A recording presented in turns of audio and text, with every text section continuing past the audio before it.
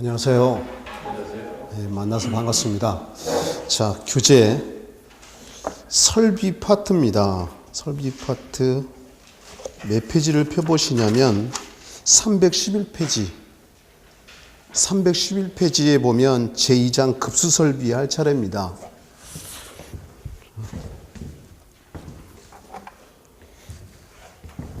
백목들이 다 안 놓여져 있네요.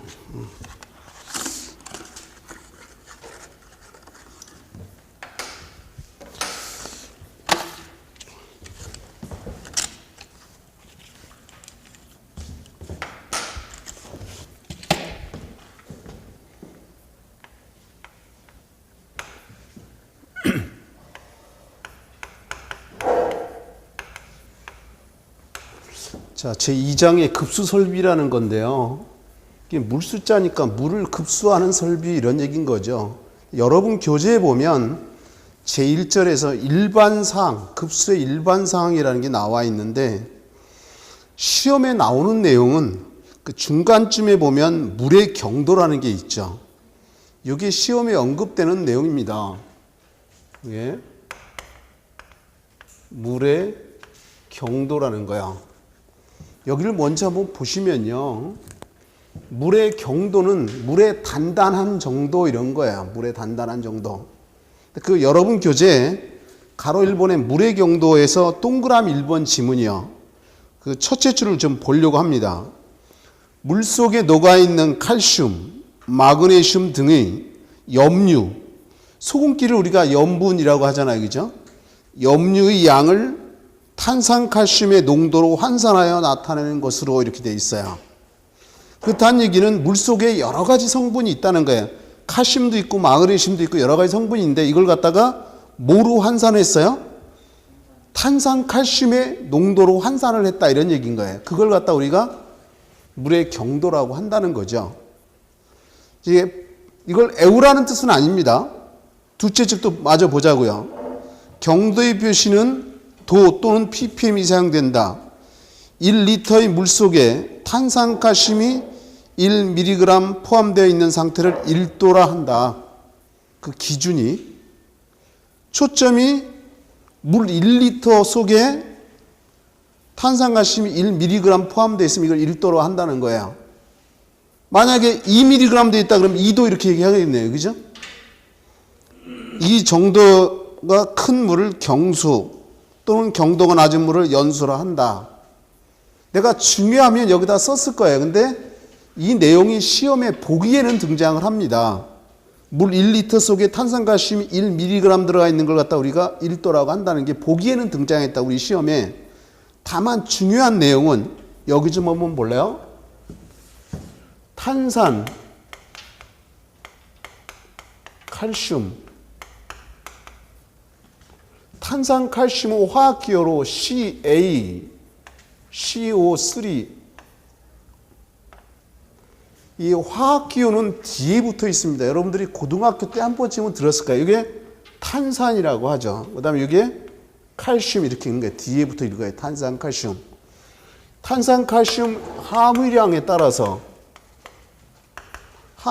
따라서 물을 구분을 하는데 그게 극연수, 연수, 적수, 경수 이렇게 크게 네 가지로 구분을 합니다. 여러분 책에 이미 다 나와 있어요. 근데 이 극연수라는 것은 예를 들어서 우리가 멸균수라는 건 균을 다 죽였다 이런 얘기잖아요. 그죠? 또는 증류수 이렇게 부르는 거야. 증류수. 여러분 책에 보면 이렇게 써 있어. 극연수가 0에서 10ppm 이렇게 나와 있습니다. 근데 이제 이렇게 기억하려고 하면 책마다 좀 달라요. 어떤 책은 0에서 15라고 나와 있어요. 이 숫자를 외우지 말고 보통 머릿속에 기억할 때 그냥 제일 편하게 그냥 0ppm 이렇게 기억하는 게 편안합니다. 그 연수는 90ppm 이하. 그 다음에 적수는 90에서 110ppm 사이, 경수는 110ppm 이상 이렇게 근데 이제 결론부터 좀 내린다면 시험 문제 어떻게 나옵니까? 또 ppm이 100만 분율을 ppm이라고 하는데 좀 이따 예를 들 거야. 결론부터 먼저 얘기하려면 우리 시험에는 아직 안 나왔어요. 뭐 건축기사 이런 시험에 이렇게 나오죠. 다음 중 적수의 탄산가스 함유량 적당히 얼마냐? 그럼 90에서 110 ppm이 답이 되는 거죠. 단순하게.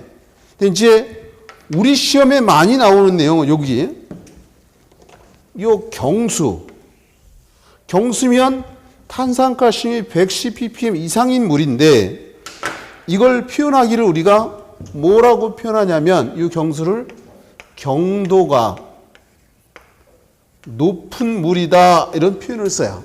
경수 그러면 110 ppm 이상이니까 경도가 높은 물이다 이렇게 표현한다는 거예요. 그렇다면 여기요.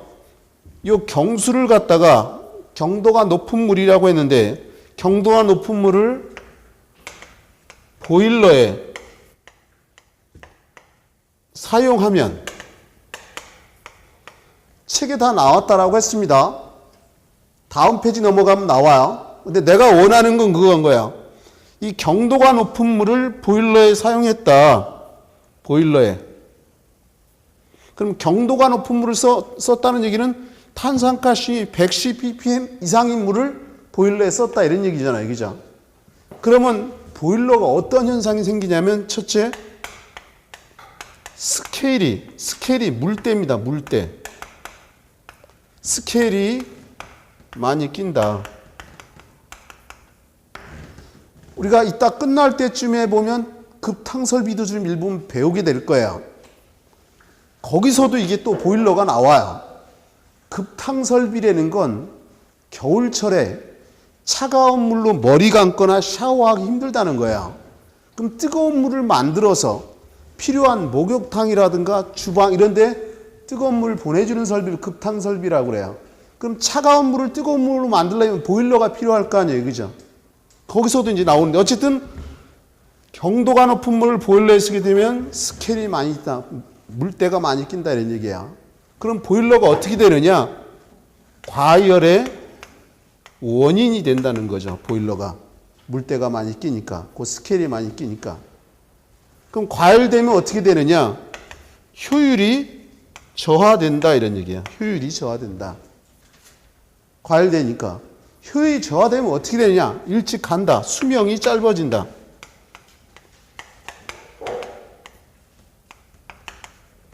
내가 원하는 건 이런 거야. 이 여러분 책에 안 나온 설비 내용도 사실 어마어마하게 많이 있어요. 근데 우리가 시험에 합격에 초점을 둔다면 다 할 수는 없지만 어쨌든 이해해야 된다는 거야. 그리고 반복해서 잊지 않게끔 해야 되고. 이왕이면 책마다 보면 순서가 막 바뀌어 있는 게 있는데 나는 이걸 권장합니다. 이 순서는 관계없지만 원래는 스케일이 끼니까 과열이 되고 과열되니까 효율이 저하되고 효율이 저하되면 결과적으로 어떻게 수명이 짧아진다 이런 얘기죠. 이왕이면 순서별로 기억했으면 좋겠다라는 거야.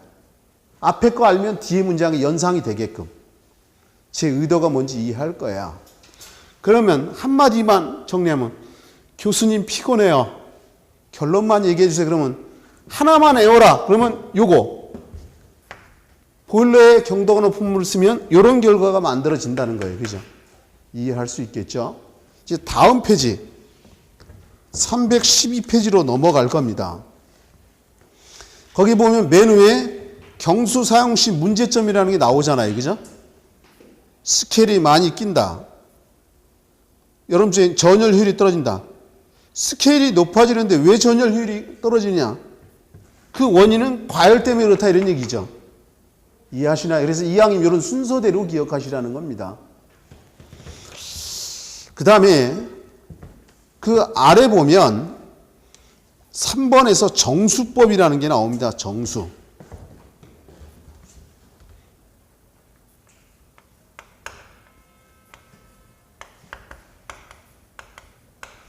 자, 요 정수라는 건 깨끗한 물을 얘기를 하는 거예요. 깨끗한 물이야.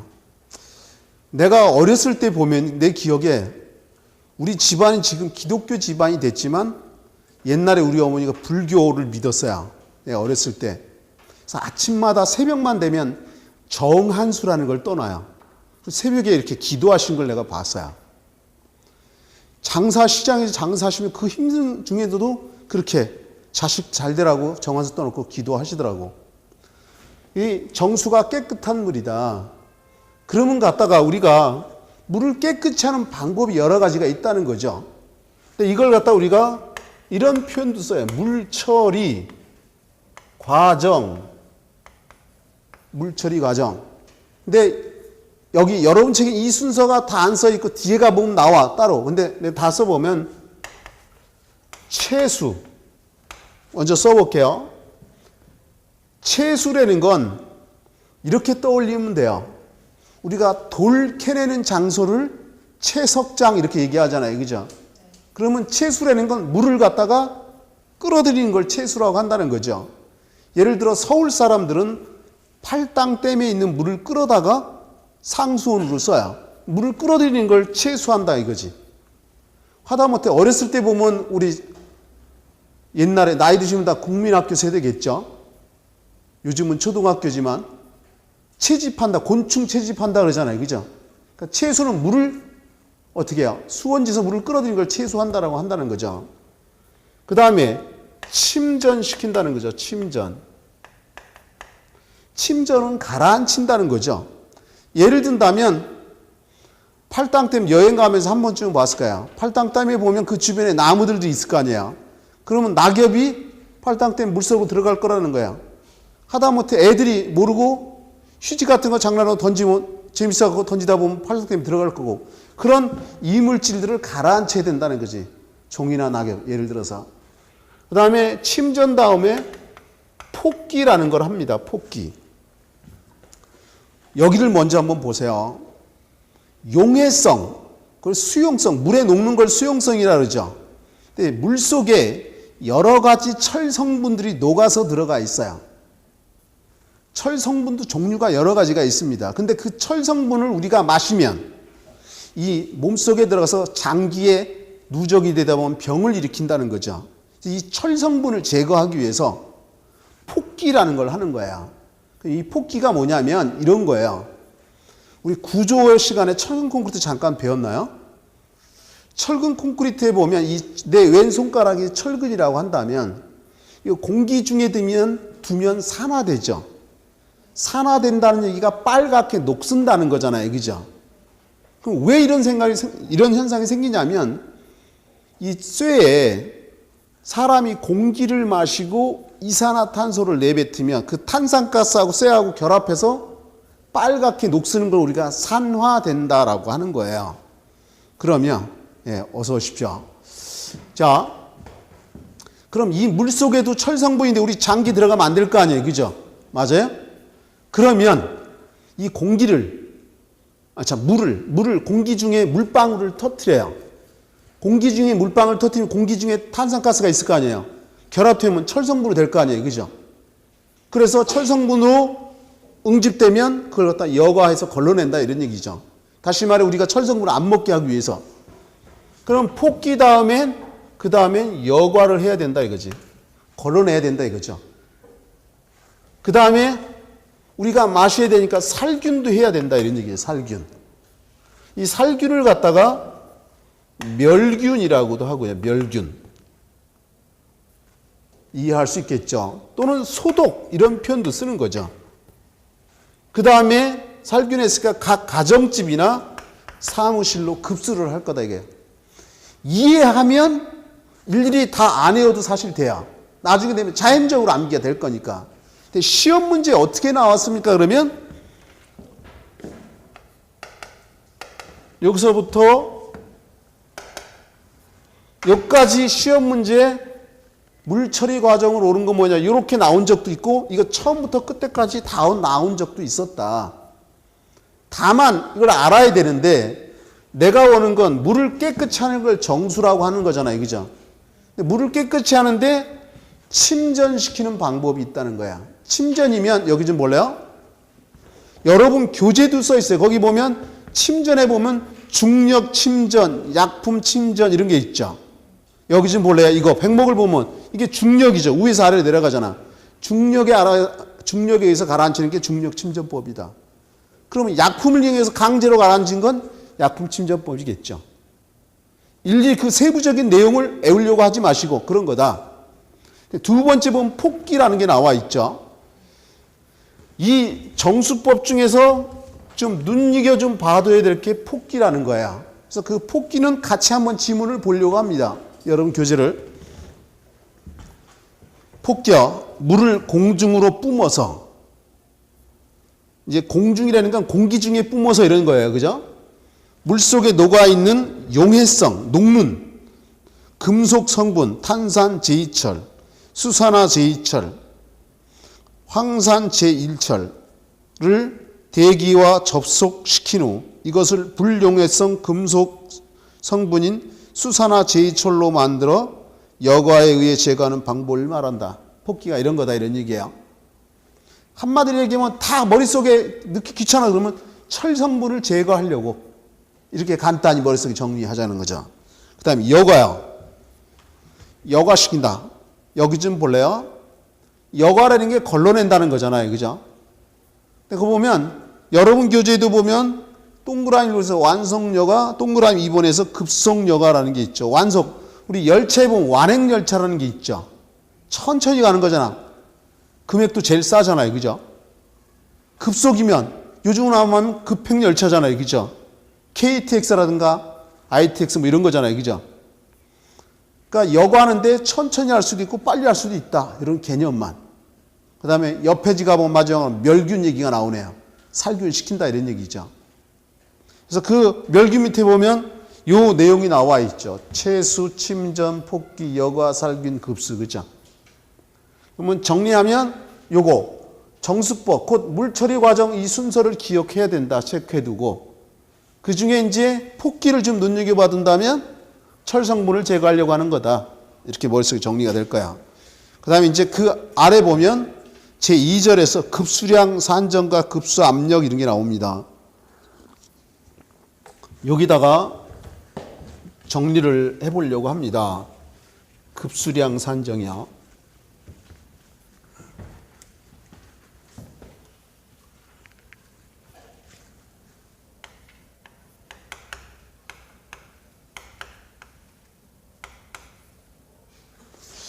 먼저 이렇게 접근을 하려고 합니다. 급수라는 건 필요한 주택이나 사무실에 필요한 것에 물을 갖다 보내주는 걸 급수라고 하는데 그 급수의 양을 산정한다는 거야. 왜 그러면 해야 되느냐? 예를 들어 이 건물 10층 건물입니까? 맞아요? 그중에 우린 9층에 있잖아요. 그죠? 그럼 10층 건물, 이 건물 안에 물을 얼마만큼 쓰는지 알아야 될 거 아니에요. 왜? 물의 양을 알아야 급수 간의 굵기도 결정할 거다 이런 얘기죠. 그럼 내가 여러분한테 원하는 거 이런 거야. 급수 설비에서 제일 중요한 게 뭐냐 그러면 급수량을 산정하는 게 제일 중요하다는 거야. 이해할 수 있나요? 급수 설비에서 제일 중요한 게 급수량을 산정하는 거다. 근데 이 산정하는 방법이 크게 세 가지가 있어요. 세 가지가 있는데 사용, 인원, 수에 의한 방법이 있고요. 그 다음에 연면적에 의한 방법이 있고요. 위생, 기구, 수에 의한 방법. 크게 이렇게 세 가지가 있는데 미리 결론을 내리면요.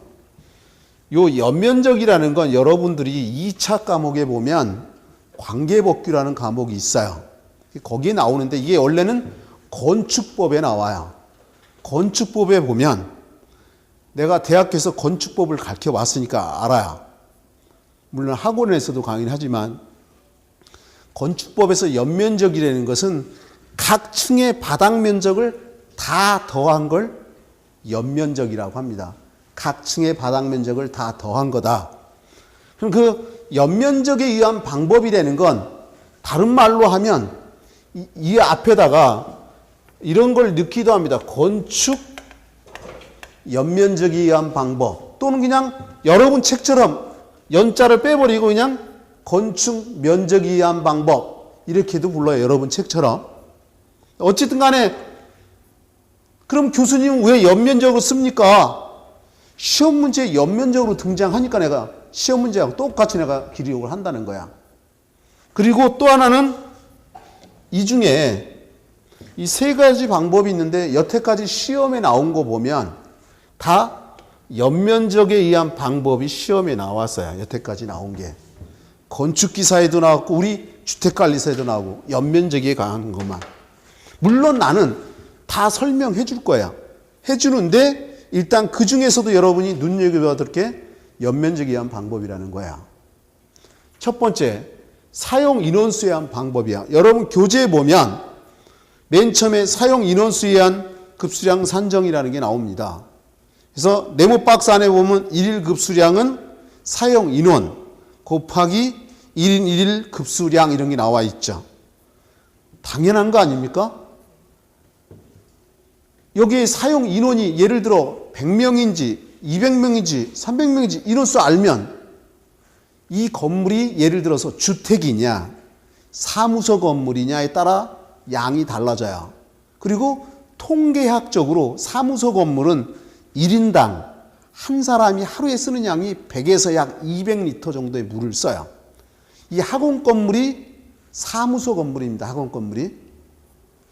그럼 사무소 건물은 하루에 한 사람이 물에 쓰는 양이 100에서 200리터다 이거야. 그러면 예를 들어 1000명이다 그러면 1000 곱하기 100에서 200 하면 물의 양을 찾아낼 수 있잖아요.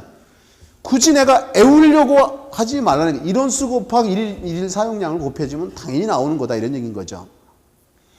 그러면 연면적에 의한 방법이야. 이게 제일 많이 나왔다라고 했는데 여기다가 그냥 두면 모르니까 여기다 문제를 한번 넣어보려고 합니다. 문제를. 우리 시험에 나왔던 거 간단하게만 쓸 거야.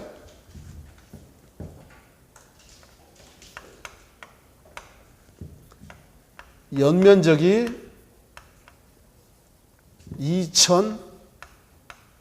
2000제곱미터이고 우리 시험에도 나왔지만 건축기사에도 나왔고 건축기사에 나왔던 거 그대로 갖다 냈다는 거지. 또 숫자만 바꿔내기도 하고 유효 면적이 56%이고 거주 인원이 제곱미터당 0.2인 1인 1일 사용량 150리터 for day. 이럴 때 급수량을 얼마냐. 이렇게 시험 문제 나왔어요. 벌써 문장도 길고 숫자도 많으면 그냥 마음부터 닫아. 저건 어려운 거야. 근데 내가 원하는 건 이래요. 한마디로 얘기하면 다 곱하면 답이 나와.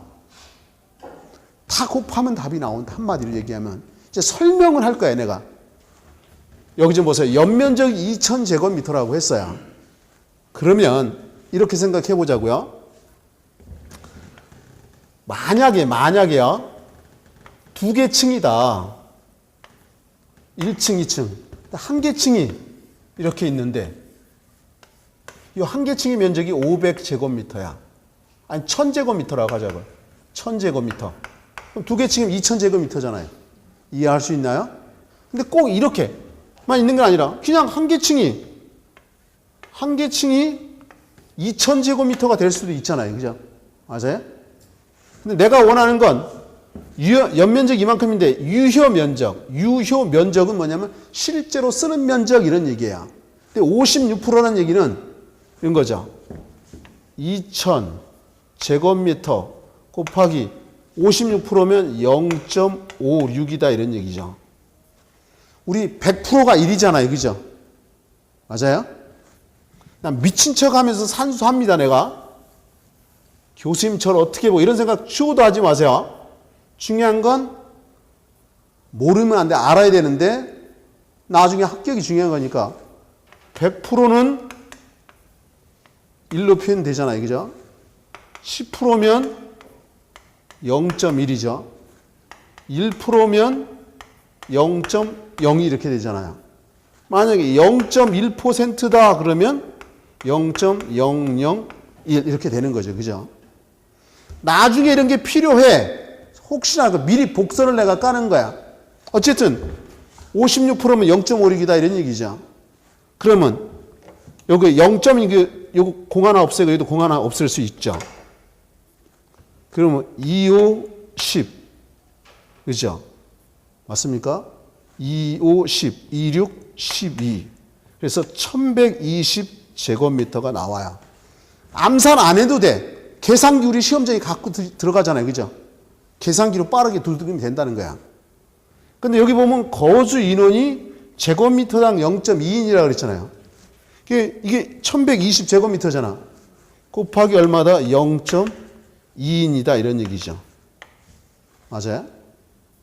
그러면 요거 0점이니까 공 하나 또 없애버릴 수 있잖아요. 그죠? 소수점이니까 공 하나 빼고 이것도 공 하나 빼버리면 된다 이런 얘기죠. 그럼 2일은 2, 2일은 2, 2인은 4, 224인이 나온다 이런 얘기죠. 이해할 수 있죠. 거기다가 여기 보면 1인 1일 사용량이 150리터다. 하루에 150리터라고 했어요. 그럼 여기 곱하기 150리터다 이거죠. 암산 안 되잖아요. 그죠? 빨리 계산기 두들겨 봐야죠. 한번 실제로 두들겨 보세요. 계산기 없으면 핸드폰으로라도 계산기 나오잖아요. 그죠? 내가 얼마요? 33,600리터가 나와요. 계산기 두들겨 보면 내가 왜 직접 해보려냐면 그냥 머리로만 되겠지 한 거하고 한번 두들겨 본 거는 천지 차이가 납니다. 확인한다는 게. 그러면 마지막으로 결론을 내리려고 해요. 시험 문제 보기에 보면 33,600리터 이렇게 안 나와요. 그러면 시험 문제는 얼마로는 33.6 세제곱미터 이렇게 나와요. 보기에 보면 답이. 그런데 여기 좀 볼래요? 우리 먼저 시간에 이런 얘기 했었죠. 이렇게 1m, 1m, 1m 가로 세로 높이가 1m, 1m, 1m 이게 1세제곱미터라고 한다면 이 속에 물이 들어있다. 그러면 이 물의 무게가 얼마라고 했어요? 1000kg이라고 했죠. 1톤이라고도 했고요. 그죠? 맞나요? 이게 리터로도 표현된다. 1000리터로도 표현된다. 1kg 1리터고 1리터가 1kg이다 이거지. 그러면 리터를 세제곱미터로 바꾸려면 1000으로 나눠주면 1 나오잖아요. 그죠? 맞습니까? 이 1000리터를 갖다가 세제곱미터로 바꾸려면 1000으로 나눠주면 1000 나누기 1000 하면 1 나오잖아요. 그죠? 그러면 1000으로 나눠준다는 얘기는 다시 말해 33,600에서 소수점 3개 이동하는 거니까 33.6 세제곱미터 이렇게 나온다 이런 얘기인 거야. 여기까지 풀어놓고 교수님 답 없어요. 그럼 정말 돌아버리는 거잖아. 다 풀어놓고. 단위 환산이 안 돼서. 그죠? 지금은 늦을 것 같지만 이게 빠른 길이다. 뭔 소리인지 아시죠? 내가 그런 얘기에 대충 7, 8개 아는 것보다 확실한 거 5개 알면 시험에 합격할 확률이 훨씬 많다. 이해하시죠? 그리고 대충 하면 대충 떨어져요. 늘 얘기합니다. 진리입니다. 자, 그러면 이제 여러분 교재 313페이지 가로 2분의 건물 면적이한 방법도 보면 네모박스 안에 건물의 연면적 곱하기 유연면적 비율 곱하기 유연면적 거주 인원 곱하기 1인 1 급수량 다 넣잖아요. 다 곱하기만 하면 답이 나온다 이런 얘기야. 이 어려운 것도 아닌데 그냥 계산 문제만 보면 그냥 던져버려요. 그러지 말라는 거야. 그리고 내가 미리 이런 얘기도 합니다. 우리 시설개론에서 계산 문제가 보통 4문제 나옵니다. 구조에서 2문제, 설비에서 2문제. 물론 2문제 나온 적도 있고 5문제 나온 적도 있어요. 근데 평균적으로 그렇다 이런 얘기예요. 4문제. 막말로 이거 다 틀려도 합격할 수 있어. 계산식. 근데 하나차로 떨어지는 사람도 의외로 많습니다. 그래서 계속 듣고 지금은 몰라도 나중에 가보면 하나씩 하나씩 쌓여가요. 내가 그런 얘기도 있어. 꽤 오래됐네요. 2000 몇 년도입니까? 부평중앙학원에서 내가 강의했는데 한 남자분이래. 교수님 저 솔직히 계산이 안 됩니다. 30분 일찍 오세요 그랬어. 나랑 만나면 한 10번 가졌나? 귀신이 됐어. 나중에 계산 더 잘해요. 내가 이런 얘기 하는 이유는 모르는 건 창피한 게 아니다. 그냥 안 하려고 하는 것 뿐이지. 내가 이거 물어보면 교수님이 날 어떻게 생각할까? 추워도 그런 생각하지 마세요. 열심히 하려고 하는구나. 최선을 다해 도와줍니다. 잔소리 한 김에 맞아 하면 우리 집사람 교회 열심히 다녀요. 근데 내가 그런 얘기야. 다른 건 못하지 말고 우리 애들 다 컸지만 그래 내가 좋은 선생님 만나러 기도해라. 내가 이렇게 옛날에 많이 얘기했습니다. 뭔 소리인지 아실 거야. 자, 그러면 이제 세 번째 보면 요거 위생기구 수혜한 방법이라는 게 있죠. 그러니까 처음이니까 한번 설명할 겁니다. 근데 거기 네모 박스에 보면 그런 내용이 나와요.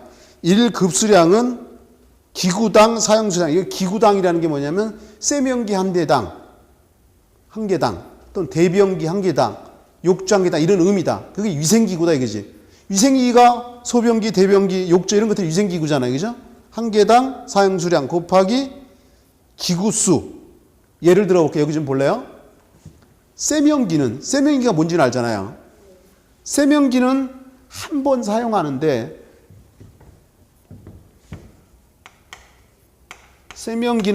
사용하는데 약 30리터 정도의 물을 사용을 해. 세면기 물 한 번 쓰려면 정확하게 말하면 28.5리터 정도 돼요.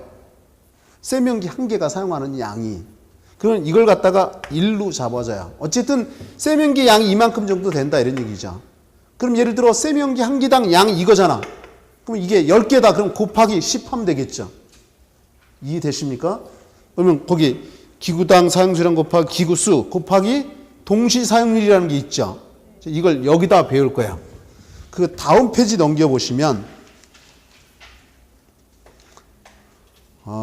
여러분 책에는 거기에는 안 나와 있는데 여기 좀 볼래요? 나중에 저 뒤쪽에 아마 등장할 거야. 여러분 책에 없어요. 여기다 내가 바로 보여줄게요.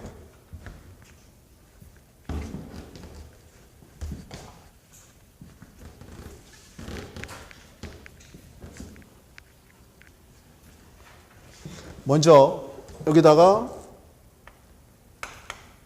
동시 사용률이라는 게 뭔지 알아야 되니까 이게 체육관 샤워실이라고 한번 생각해 보세요.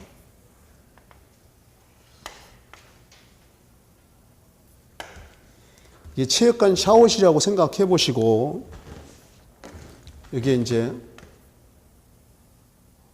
샤워기가 이렇게 달려 있다라고 한번 생각해 보세요. 그러면 한 사람이 들어가서 샤워하면 물이 100% 다 나오겠죠. 근데 사람이 자꾸 늘어나면 이 관의 굵기가 한정이 돼 있잖아요. 그럼 이 물의 양은 정해져 있다는 거지. 여러 사람이 있으면 물의 양을 어떻게 줄어들 수밖에 없잖아요. 맞습니까? 동시에 사용하면 비율이 얼마만큼 되느냐. 만약에 혼자 쓰면 물이 100% 다 나오는데 사람이 늘어나면 물의 양이 줄어든다 이거죠. 곧 위생기구를 여러 개 쓰면 물의 양이 줄어든다 이런 얘기잖아요. 그렇다면 이런 거예요. 위생기구 수를 예를 들어서 2개를 썼다 이거야. 그럼 물이 100% 다 나오는 거야. 예를 들어 3개 썼다 그러면 80%만 나오는 거야. 이해할 수 있나요? 5개 쓰면 예를 들어 75% 나오고 이런 식으로. 위생기구 수가 많아질수록 물의 양은 점차 어떻게 줄어든다. 이게 바로 동시사용률이라는 거야. 그러면 지금 그 네모 박스에 위생기구 사용 방법에 보면 맨 처음에 위생기구 사용 수량 곱하기 기구수 곱하기 동시사용률이 예를 들어 동시사용률이 75%다. 그러면 이렇게 하면 되겠죠. 위생기구당 사용량 예를 들어 세면기라고 하자 이거야. 그게 곱하기 세면기가 예를 들어 10개라고 하자 이거야. 10개. 그럼 곱하기 10이죠. 거기다 동시사용률이 75%다 그러면 얼마야? 0.75 하면 양이 나오잖아요. 그죠? 이해할 수 있잖아요. 그죠? 어려운 거 아니다. 그래도 모르면 체크해놔야 돼. 개인마다 능력이 다 다르니까. 그 날 찾아야 돼, 쉬는 시간에. 교수님이 쉬는 시간에 쉬셔야지 얼마나 피곤할까. 이런 생각 추호도 하지 마세요. 그리고 나중에 시험 때 다가오면 체크한 거 쫙 한 번에 갖고 오면 내가 해줄 수는 있어. 본인이 습득하는데 힘들어져. 내가 여러분들이 기본 과정, 이거 끝나고 이제 이론 과정 한번 쫙 끝나고 나면 그때까지는 질문하면 바로바로 가르쳐줘요. 근데 그 한 번 다 듣고 나서는 한번 생각해 보세요. 그러고 가르쳐줘요. 오랫동안 자극시키고 기억에 남기려고. 뭔 소리인지 알 거야. 그러면 이 소리 뭐야? 모르면 바로바로 물어보라 이거야. 그 다음 페이지 넘겨보시면 도표가 나와 있고 맨 아래 보면 가로사로 예상 급수량 이런 얘기가 나옵니까? 나와 있어요? 예상 급수량이 보면 동그라미 1번에 보면 매 시간 평균 급수량이라는 게 나와요. 거기 보면 1일 급수량을 갖다가 건물 사용 시간으로 나눠주면 어떻게 해요? 평균 급수량이 나오잖아요. 그죠? 당연한 거 아닙니까?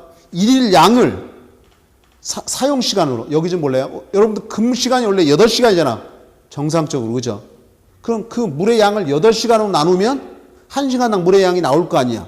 이게 평균 사용 수량이라는 거죠. 이해할 수 있겠죠?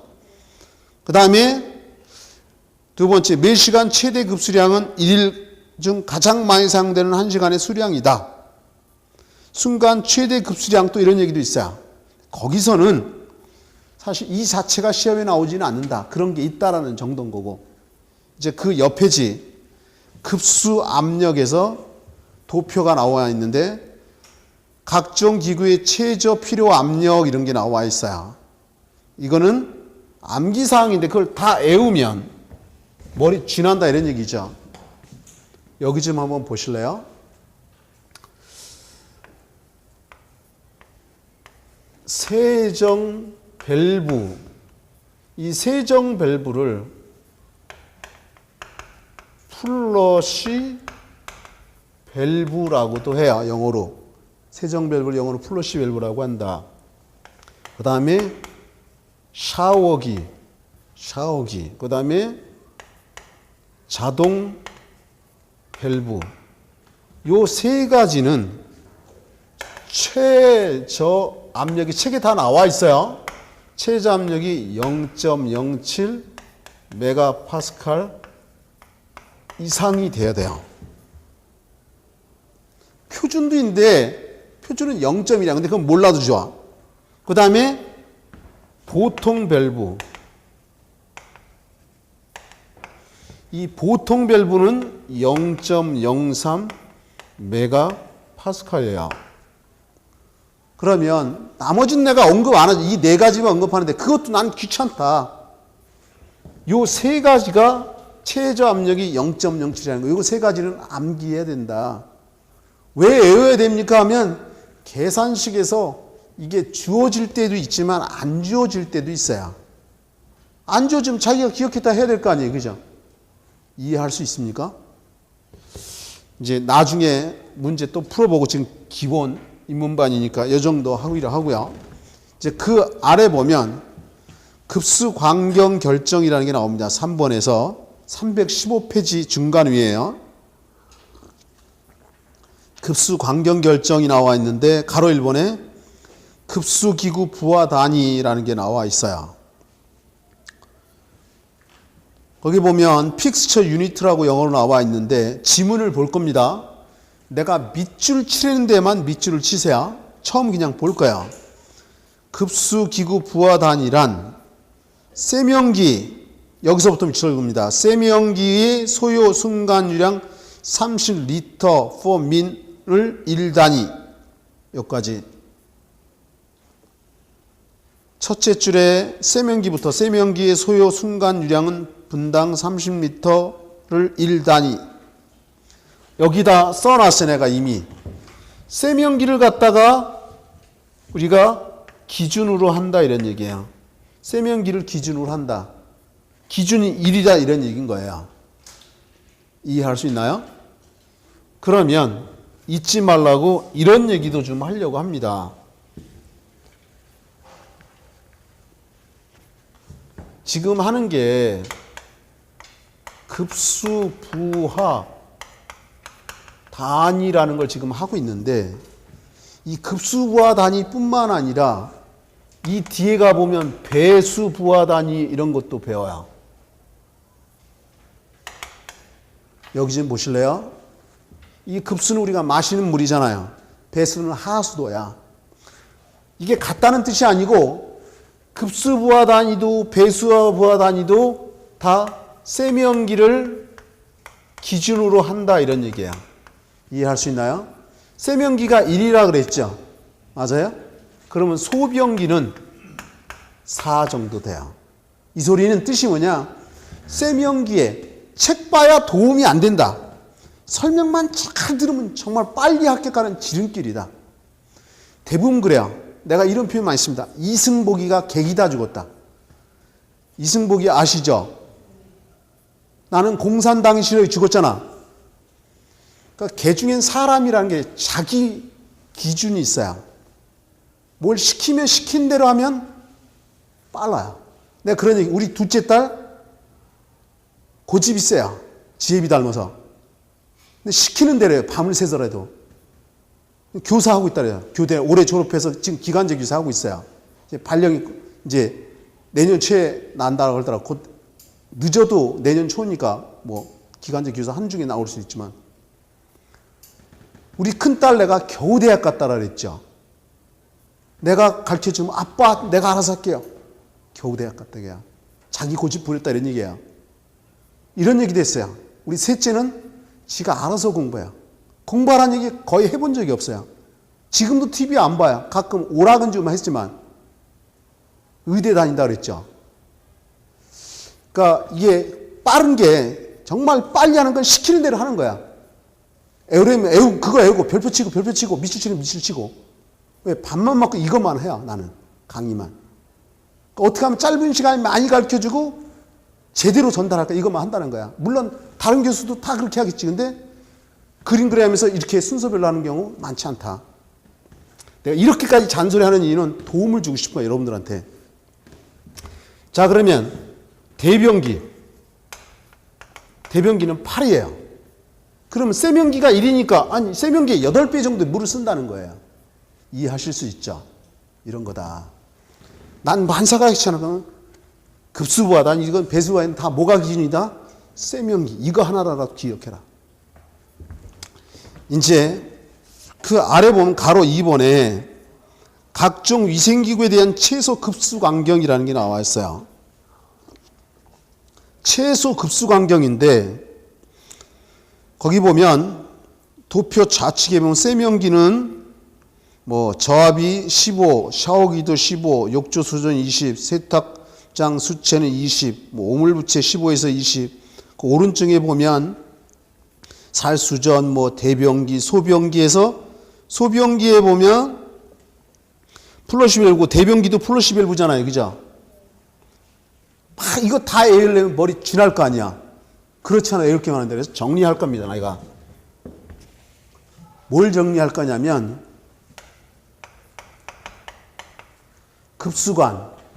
급수관이라는 건 물을 받아먹는 관이잖아요. 여러분 집에 사용하는 상수도 관, 집에 들어온 관이 15mm짜리입니다. 15mm짜리. 근데 내가 이런 얘기도 했었어요.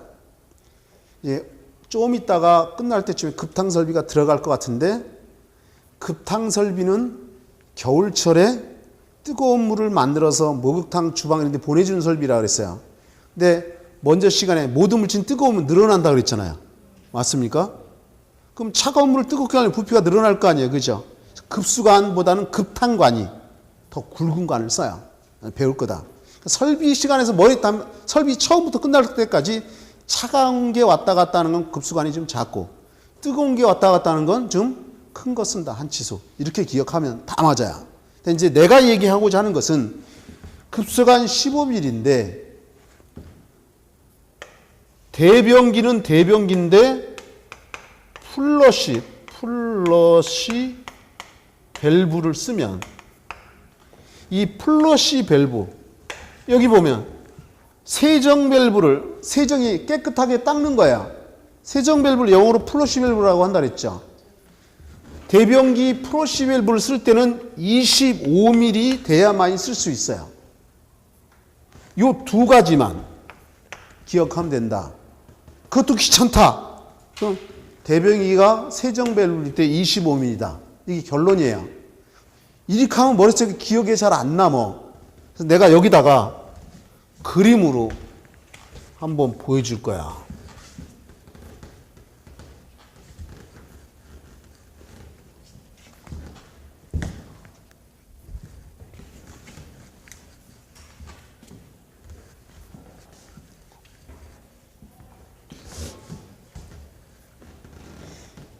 자, 여기 좀 보실래요?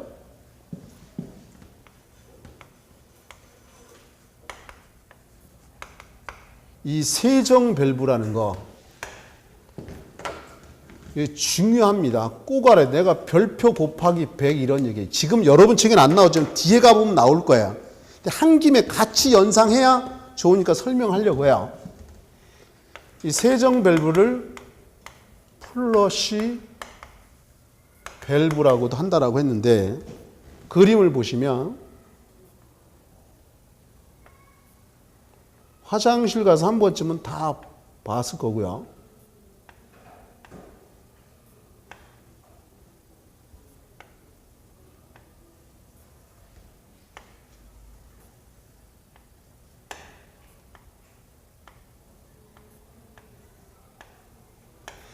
자, 요거는 급수관입니다. 급수관. 급수관이 25mm 이상으로 해야 이걸 사용할 수 있어요. 세정 밸브라는 걸. 이건 변기입니다. 사람이 이렇게 앉아 있는 거예요. 그리고 여기에 보면 옆에 이렇게 스테인리스 스틸이에요. 튀어나온 거 있어요. 이걸 발로 살짝 누르면 또는 손으로 누르면 물이 이렇게 나와서 변기를 닦아주는 거야. 우리 몸에서 나오는 소변이나 대변을 오수라고 해요. 소변이나 대변이 있을 거 아니에요. 그죠? 그러면 자 보세요. 단수시에 단수란 그 단자가 끊을 단자야. 물이 끊어지면 압력이 떨어져요. 그러면 이 오수의 양이 많으면 넘쳐서 넘쳐가지고 이렇게 해서 급수관으로 빨려 들어가겠죠. 이 급수관인데 똥물이 여기 들어온다 이런 얘기야. 우리가 똥물 먹게 생겼잖아요. 이렇게 오수가 역류해서 급수관으로 빨려 들어가는 현상을 크로스 커넥션 현상이라고 해요. 이거를 이 크로스라는 게 여러분 중학교 때 보면 그럴 때 크로스 하면 지나치다 가로지다 영어 사전에 그렇게 나오잖아요. 크로스 커넥션 현상이라는 게 생기면 우리가 똥물을 먹게 생겼다 이거죠. 그러면 안 되잖아요. 그래서 여기다가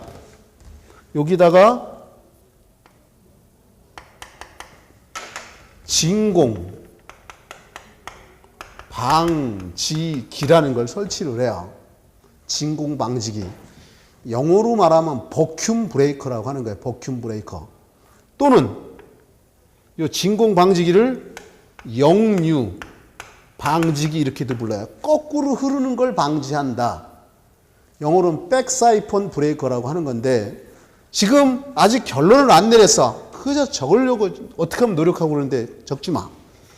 지겹게 배울 거야. 그리고 자연적으로 암기될 게 내가 해줄 거야. 어쨌든 요 밸브를 딱 누르면 물이 나오면서 이걸 위로 올려버려요. 위로. 그럼 물이 나와서 변기 닦아준다 이거지. 이 밸브를 누르면 일정량의 물이 나온 다음에 자동으로 잠겨지죠. 화장실에서 한번 눌러봐. 일정량 나오고 잠겨지잖아요. 그죠? 그러면 여기로 공기가 꽉 들어와서 이걸 밑으로 꽉 누르면 이걸 꽉 닿아요. 요 밑이 꽉 닫힌다 이거야. 그럼 오수가 단수시에 오수가 역류하더라도 일로 못 들어오잖아요. 그죠? 이해할 수 있나요? 그럼 정리할게요. 이 세정 밸브를 사용하려면 조금 전에 최소 압력이 0.07 메가파스칼 이상이어야만 쓸 수 있다. 이 정도는 돼야 된다고. 조금 전에 최저 압력 3가지 얘기했잖아. 맞습니까? 세정 밸브와 플러시 밸브다. 그 다음에 자동 밸브 샤워기, 그죠? 그 다음에 두 번째, 뭐하고 연결되어 있다 그랬어요? 급수관과 연결되어 있다라고 있죠. 이 세정 밸브가 뭐하고 연결되어 있어요? 급수관하고 연결되어 있어요. 그 급수관의 질이 몇 미리 이상이 돼요? 25mm 이상. 이게 시험에 나온 내용, 20mm에서 답이 된다 이거죠. 그리고 그러면 가정집에 내가 몇 미리 쓴다라고 했어요? 15mm. 그럼 가정집에 쓸 수 없다는 얘기잖아. 이 학원 건물이 사무소 건물이죠. 그러니까 사무소, 학교, 호텔, 공장 뭐 이런 데 쓴다 이런 얘기예요. 이해할 수 있겠죠. 또 이런 내용이 있죠. 말로 할까 이거는 밸브를 한번 누르면 일정량이 물에 나온 다음에 자동으로 잠겨진다. 되겠습니까? 화장실 가서 밸브 한번 눌러봐. 물이 일정량 나온 다음에 자동으로 잠겨지잖아요. 그죠? 이런 거야. 그죠? 더불어서 크로스 커넥션이라는 거. 크로스가 지나치다, 가로지다 이런 뜻이니까 이렇게 지나치는 거잖아요. 그죠? 크로스 커넥션은 오수가 역류에서 급수관으로 빨려 들어가는 현상이다. 이걸 방지해야만 되잖아요. 우리가 똥물을 안 먹으려면. 진공 방지기, 역류 방지라는 걸 설치해야 된다. 머릿속에 이렇게 정리되어 있어야 되는 거다.